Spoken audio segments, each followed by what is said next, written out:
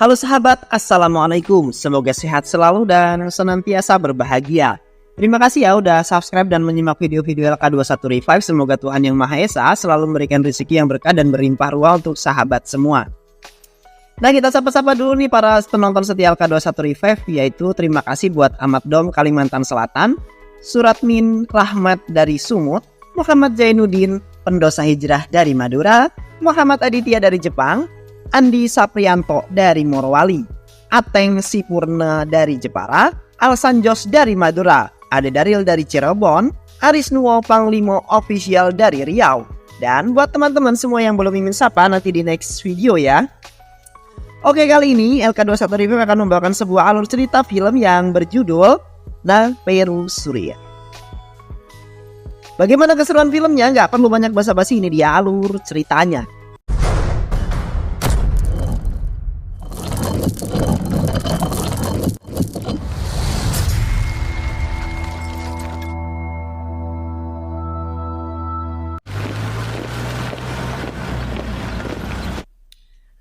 Cerita diawali dengan seorang polisi yang datang ke markas tentara yang mana saat itu kondisi polisi ini sedang sangat tidak baik.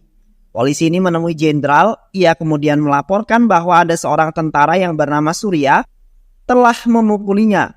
Sang jenderal pun meminta kronologinya. Sang polisi kemudian menceritakan di malam hari itu ia dipanggil ke sebuah klub malam, di mana di sana ada yang melaporkan kepadanya bahwa ada orang yang telah memukuli anak menteri malam itu.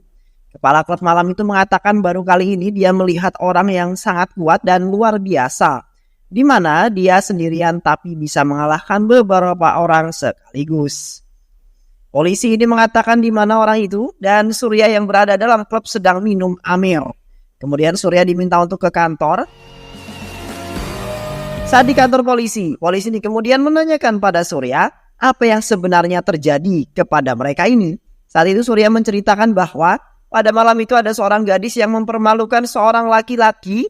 Kemudian dia memberitahu kepada wanita itu bahwa dia harus meminta maaf pada laki-laki yang telah dipermalukannya.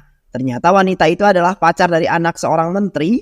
Pacar dari orang ini tidak terima, kemudian menghina Surya. Surya yang emosi kemudian memukuli mereka semua. Sang polisi bertanya, apakah kamu memukul mereka hanya karena emosi? Dan Surya pun membenarkan perkataan polisi ini. Polisi ini kemudian meminta Surya untuk membayar sejumlah uang dan memberikan surat permohonan maaf. Saat itu Surya tidak mau melakukan apapun yang diminta polisi tersebut. Dengan marah, polisi ini kemudian menyiram wajah Surya. Benar saja, emosi Surya pun naik pada saat itu. Kemudian Surya memukul dan menghajar polisi itu serta mematahkan tangannya.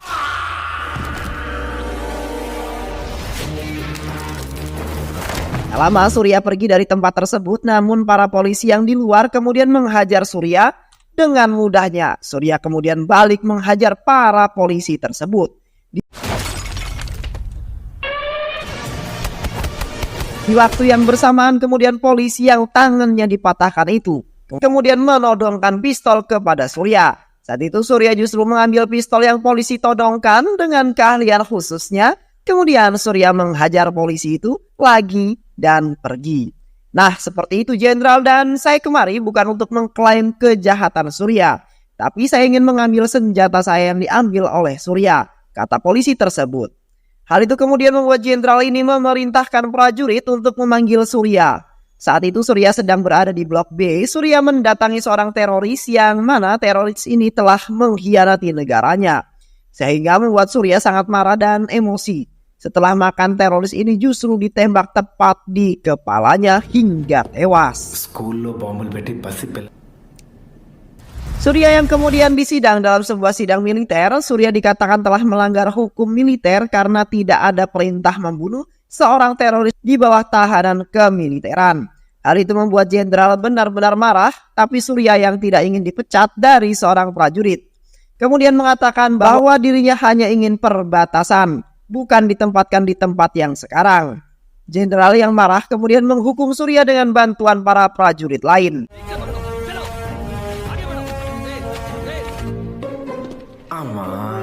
Setelah Surya selesai dihukum, pamannya yang sudah ia anggap sebagai orang tuanya sendiri datang ke tempat Surya dan mengatakan bahwa Surya pada saat itu harus pergi. Namun Surya merengek kepada pamannya untuk bicara kepada jenderal agar tidak dikeluarkan oleh jenderal. Dengan berat hati kemudian pamannya menghadap ke jenderal dan meminta tolong untuk tidak dipecat si Surya ini. Jenderal yang mendengar kata-kata paman Surya ini tadinya tidak mau. Jenderal kemudian meninggalkan pertemuan mereka berdua, namun paman Surya mengatakan kita bisa memberikan kesempatan kepada musuh untuk hidup, namun Surya ini adalah orang kita. Maka di saat itu kemudian jenderal memberikan kesempatan sekali lagi pada Surya dengan satu syarat. Paman Surya kemudian memberitahukan syarat yang diberikan oleh jenderal, tapi kesempatan itu hanya memiliki rasio berhasil kira-kira 1%. Karena Surya harus meminta sebuah tanda tangan kepada orang yang paling tidak ingin ia temui, yaitu seorang psikolog dari sebuah kampus yang mana psikolog yang dimaksud ini adalah ayah dari Surya sendiri. Kenapa hanya 1% kesempatan yang diberikan oleh paman Surya? Karena hubungan Surya dengan ayahnya ini sangat-sangat tidak baik. Psikolog ini bernama Ramakrishna Raju. Ayah Surya ini tidak mau mengakui Surya karena Surya ini adalah anak yang nakal pada waktu itu. Surya sudah membuat malu ayahnya.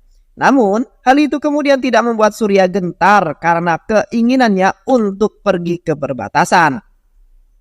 Surya kemudian berangkat menuju kampus tempat ayahnya bekerja. Di sana Surya masuk ke dalam ruangan ayahnya. Saat itu Surya bertemu dengan sang ayah. Ayahnya ini kemudian meminta Surya untuk menceritakan tentang masa kehidupannya dan profil hidupnya. Surya mengatakan bahwa dirinya adalah seorang prajurit itu saja. Namun ayahnya mengatakan bahwa dirinya adalah seorang prajurit yang egois dan emosian. Setelah itu Surya diperintahkan untuk bertemu esok harinya lagi di jam yang sama. Surya kemudian pergi menuju tempat tinggalnya Surya, yang mana saat itu Surya bertemu dengan temannya yang bernama Kisor. Ternyata Kisor ini sama seperti Surya yang sudah menunggu tanda tangan dari profesor alias psikolog ini. Saat Kisor pergi menggunakan mobilnya, Surya mendapati sebuah kemacetan, di mana ternyata hal itu disebabkan oleh seorang anak dari gangster di kota tersebut yang bernama Chala.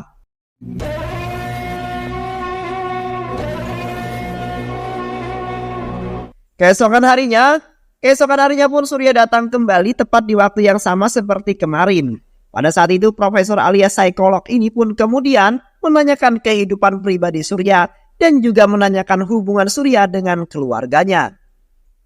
Surya yang menjawab bahwa hubungan keluarganya juga pada saat itu tidak baik. Surya kemudian diminta untuk menceritakan tentang kisah percintaannya. Awalnya Surya tidak mau menceritakan hal itu. Namun, kemudian profesor itu mendesak sehingga Surya kemudian menceritakan pacar yang bernama Pasra. Di mana dia putus dengan pacarnya pada saat itu karena dia emosi dengan paman dari pacarnya. Karena pamannya ini selalu mengejek Surya. Hal ini membuat Surya emosi dan dari situlah pacarnya menganggap bahwa Surya ini tidak sopan. Dan juga tidak bisa dijadikan seorang suami dan panutan bagi seorang istri. Profesor kemudian menyuruh Surya untuk datang esok hari lagi ke tempatnya. Namun besok itu datang lebih awal dari sebelumnya. Lanjut ketika esok harinya tepat di waktu yang telah dijanjikan, Surya datang lagi ke profesor. Saat itu profesor mengatakan kepada Surya bahwa Surya adalah orang yang emosi dan egoisnya sangat tinggi. Sehingga dirinya tidak akan memiliki seorang teman bahkan keluarga. Hal itu kemudian membuat marah si Surya ini. Dengan emosinya kemudian Surya mengobrak-abrik kantor ayahnya. Dan juga merokok di ruangan itu. Surya juga mengatakan bahwa dirinya adalah beban untuk ayahnya ini. Serta ayahnya pun saat malu apabila orang lain tahu kalau sebenarnya Surya adalah anak dari profesor.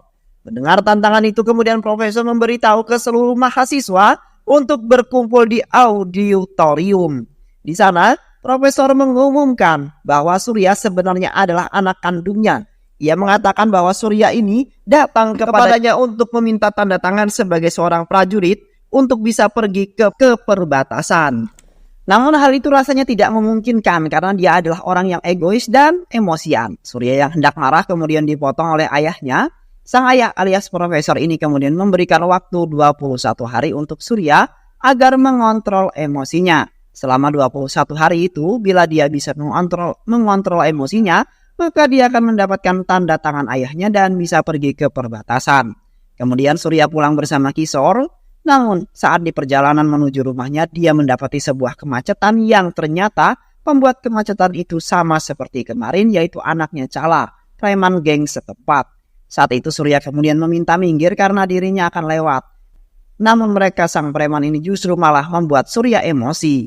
Kemudian dengan mudahnya Surya menghajar dan membuat mereka semua babak belur.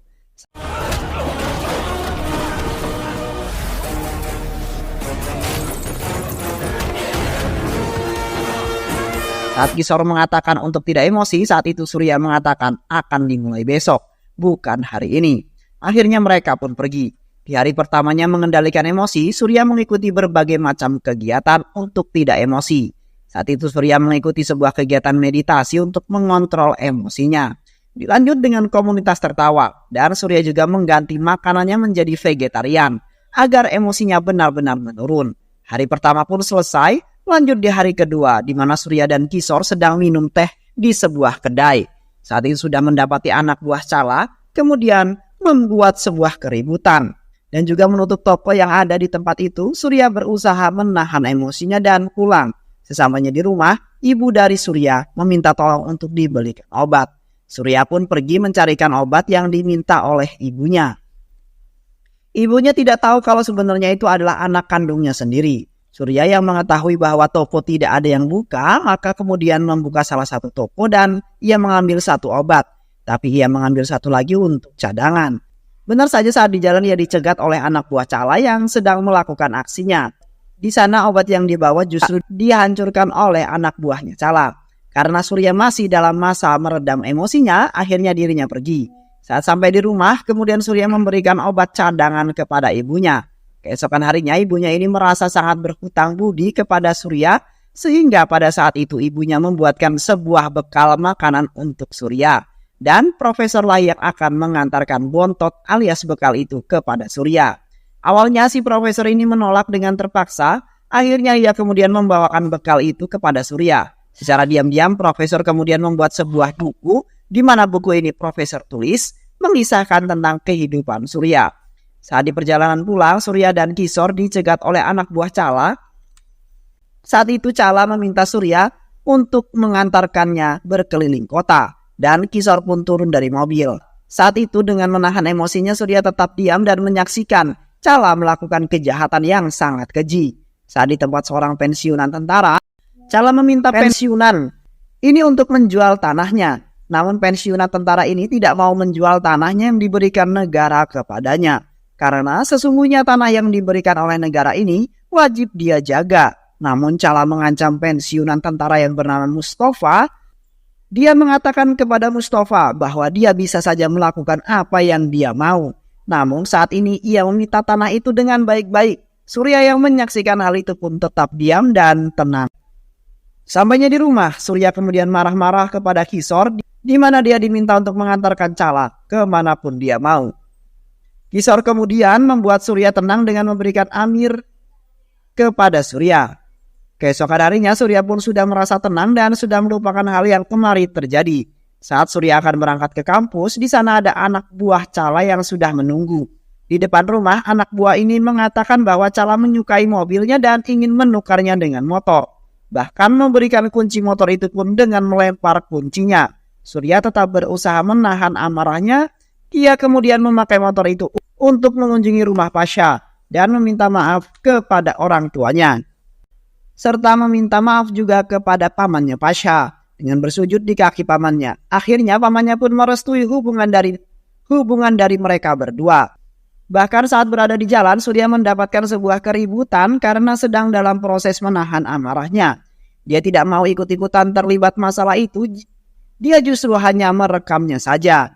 Di sisi lain, Mustafa yang pensiunan tentara ini kemudian membuat sebuah laporan ke kantor polisi.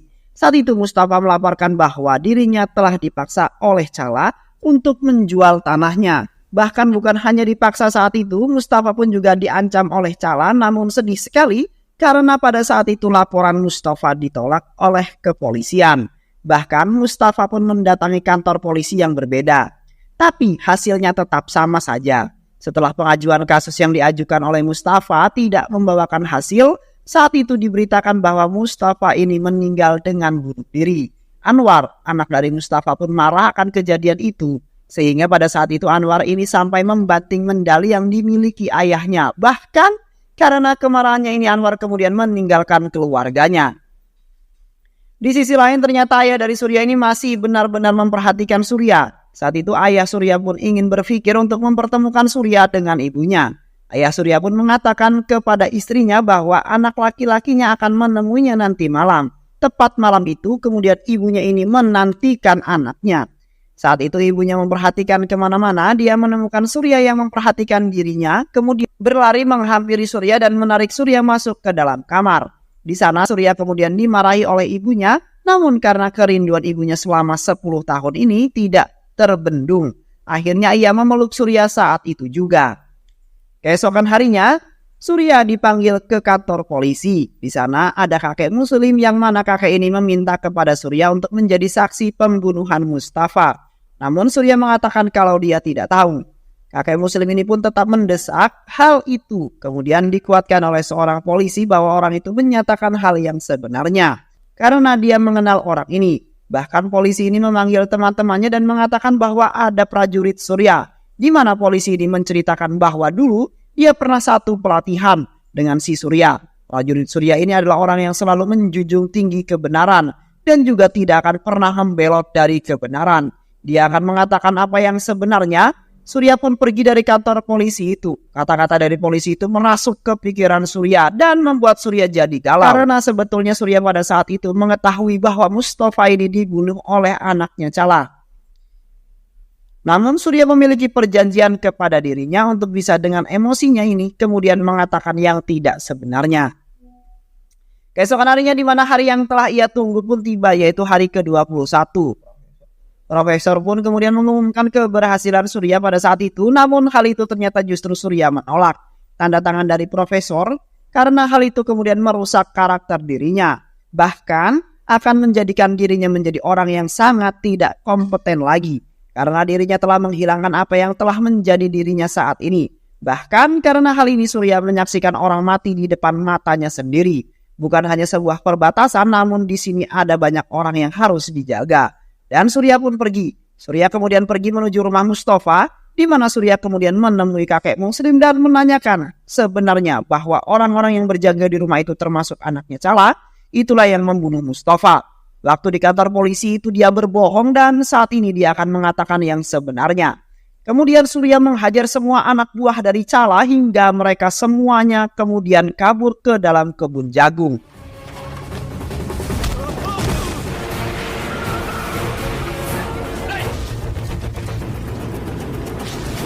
Saat kabur dan bersembunyi, Surya membakar kebun jagung itu. Pada saat itu anak dari Cala lari terbirit-birit karena ada api yang mengejarnya.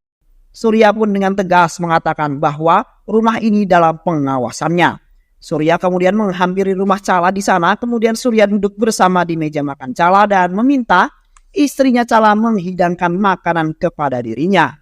Pada saat itu kemudian satu persatu anak buah Cala menyerang Surya, namun dengan cara yang cool sambil makan, Surya kemudian membantai anak buah yang menyerangnya saat itu juga. Surya yang mengatakan akan tidur dulu di rumahnya Cala.